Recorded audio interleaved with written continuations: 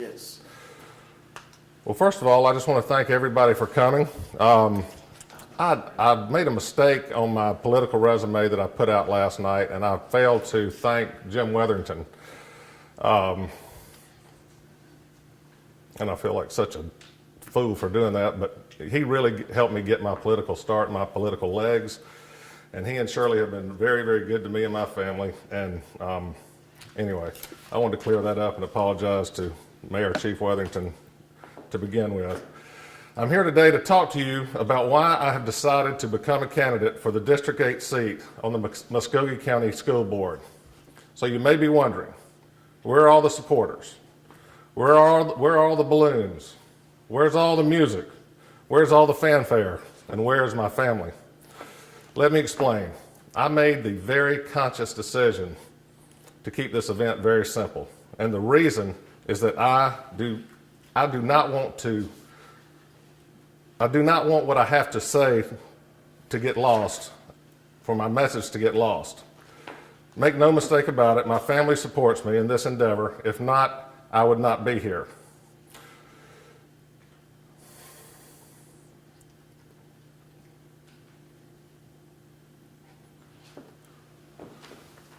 Go ahead and have my Marco Rubio moment, I guess. But right now, my daughter is at school where she's supposed to be. My wife is at work where she is supposed to be. And I'm standing here because after much thought, research, consultation, and others, with those I love and trust the most, I have decided that this is where I am supposed to be, announcing my candidacy for the Muskogee County School Board. So why am I running? It is no secret that the vast majority of the students in our system are trapped in struggling schools. It is no secret that our local public school system has been in steady decline, certainly since I have lived in Columbus over the past quarter of a century. And it is no secret that many citizens have lost confidence in our Board of Education as a whole. I'm a proud product of public education, so these things concern me greatly. 6 months ago, I would have laughed in the face of anyone who suggested I would ever seek public office. I've been successful and content as a lawyer and helping others get elected to various positions. As you may have heard, I have worked as a citizen activist over the last year or so, attempting to effect positive change for our children. The reason I'm running is that I have come to the conclusion that I have done all I can do as an outsider, and much work remains to be done. I have realized that in order to bring about much needed reform in our local public school system and restore trust in the work of the board, I need direct influence and I need a vote on the board. And I can promise you, when I take my seat on the Muskogee County School Board, my voice will no longer be filtered or silenced. Finally, to be effective in helping bring about needed improvement, I need all of the relevant information, not just the information that is allowed to filter through those who are not answerable to the voters of Muskogee County. While there is much work to be done, my number one priority will be to reset the financial priorities of the Muskogee County School Board. This must happen if our kids are going to get a fair shake. One survey tells us that our public school system presently has an overall rank in the bottom 15% of county school systems in the state of Georgia. I found another survey that showed our system in the bottom 1/3. Either way, this is pitiful and this is shameful. At the same time, taxpayers in Muskogee County are burdened with the third highest property millage rate in the state. Clearly, we are not getting the return on our educational investment that we deserve. Also, we have become complacent through the years, tolerating circumstances in our school system that we should just not have to endure. Let me give you some examples. For years now, our dedicated teachers have been forced to spend their own money to provide supplies for the classroom, and parents are forced to provide more than basic supplies for their children. Kids don't have enough books in order to take home to learn outside of the classroom. Kids are forced to pay money to participate in sports. Teachers are limited in the number of copies they are allowed to make in the offices of our schools. And there are many other similar problems. And then there are the misguided spending decisions. Last year, the board voted to spend $500,000 on a storage facility for outdated school board records. All the while, rusted out trailers masquerading as portable classrooms litter the campuses of once proud schools in our county. Now get this. Also last year, the board voted to spend $90,000 on a 3-year no-bid contract with a company allegedly for research and advice on whether or not to maintain yet another more expensive no-bid relationship.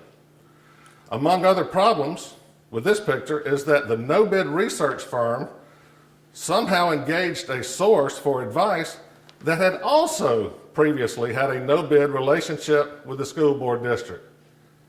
Bizarre, yet true. These are but a few examples of how money is being wasted, but the money is not getting where it belongs. And that's why our kids aren't learning and why our kids are being cheated out of a quality public education.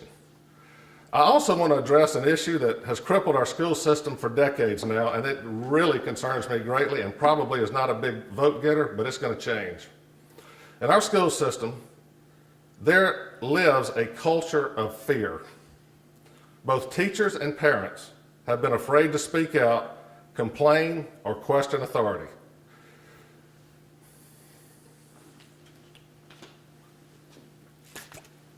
And that is no matter how egregious the circumstances are, because they fear retribution from the powers that be.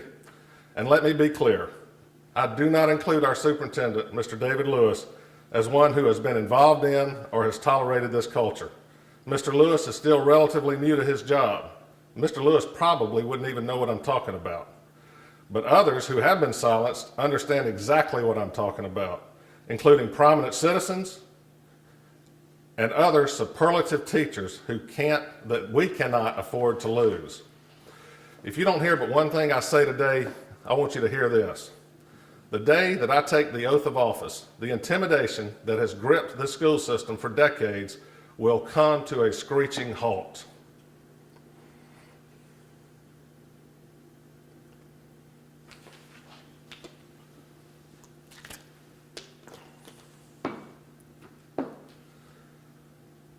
These people tried to silence me and they failed, because here I am.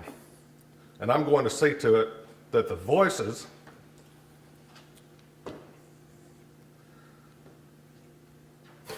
of those in the trenches, those most responsible for the education of our children, are heard from again, and that their voices are loud, clear, and candid.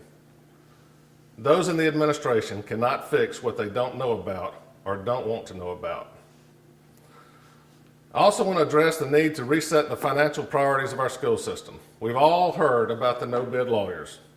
And while it is true that we've been spending over twice the going rate for legal services over the last several years, it ends up this particular expense is only the tip of the iceberg.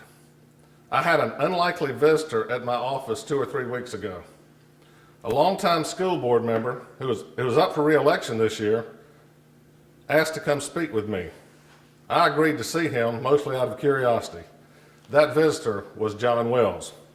In short order, Mr. Wells became very irate as he chastised me for being critical of the board's overpayment of the school district lawyers, but not being critical of other much more serious and expensive episodes of wasteful spending by the school board.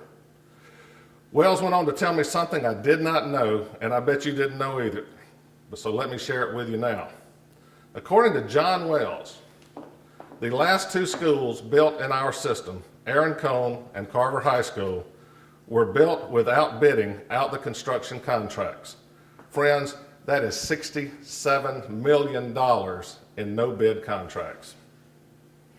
Wells went on to ask me, his words, not mine, how many millions of dollars did we overspend on Carver and Aaron Cone because we had no bid? And he went on to talk about how the companies involved in the construction of those 2 schools, quote, rolled in the cash, unquote.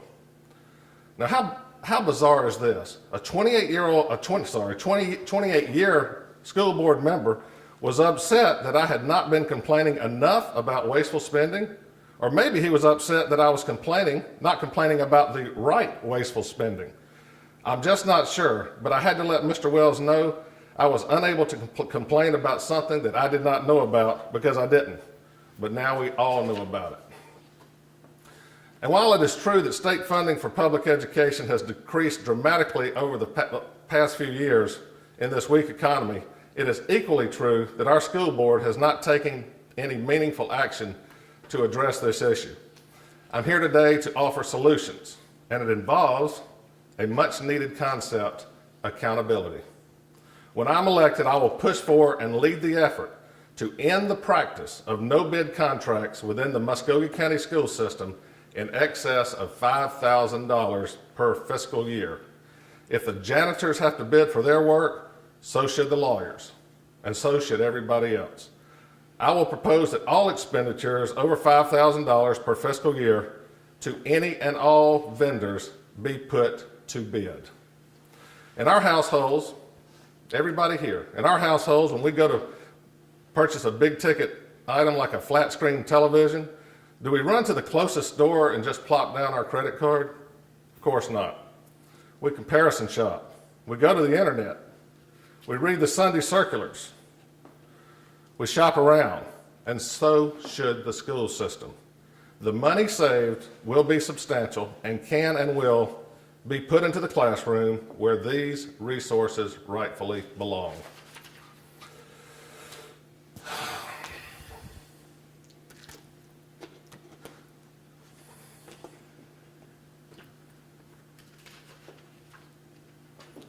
Toughest part.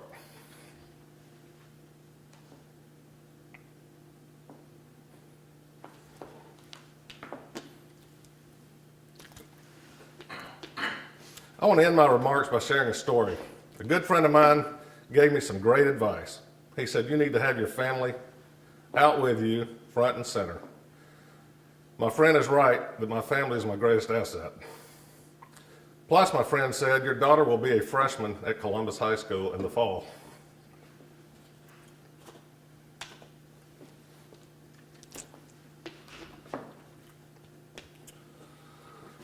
Sorry. This campaign is not about my daughter.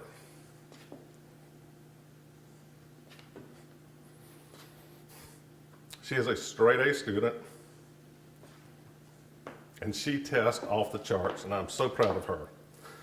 And my wife and I have the security and luxury of knowing that our daughter will be attending the #1 public high school in the state of Georgia for the next 4 years. This campaign is about struggling schools and the vast majority of children in Muskogee County who are trapped in them. Our daughter is in good shape. So this isn't about her, but it is about your daughters and your sons and your nieces and your nephews and your grandchildren and your loved ones and your friends and your neighbors' kids. It's time we do better for all the kids, not just the ones who excel and are fortunate enough to make it to the best schools in our district. Today, I ask the voters of District 8 to elect me to the Muskogee County School Board. We cannot fix all that ails this system in 4 years, but I pledge to provide the leadership necessary to begin the process of rebuilding a once proud public school system. And I thank you all very much for your time.